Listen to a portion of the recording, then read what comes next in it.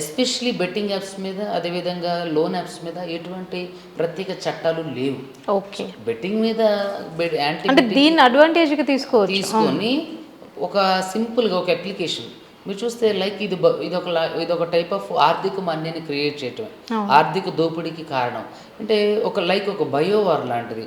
ఇంతకుముందు చూస్తే పూర్వకాలంలో ఎదురుగా పడి తలపడే వాళ్ళు, యుద్ధాలు చేసుకునేవాళ్ళు. రానున్న రోజుల్లో ఏం జరిగిందంటే తుపాకులతో, ఫిరంగులతో కాల్చుకోవడమే. తర్వాత మనం చూసుకున్నట్లయితే బయోవార్, ఒక చిన్న క్రిమిని, ప్రాణాంతక క్రిమిని అక్కడ స్ప్రెడ్ చేయడం, అంటే లైక్ కరోనా లాగా. అవును. సో ఇలా ఏంటంటే స్మార్ట్‌గా నీ చేతిలో ఉన్న డబ్బులు నొక్కేయడం. హ్మ్. దొంగతనం చేయడం అన్నట్టు, కానీ దొంగతనం కాదు. హ్మ్.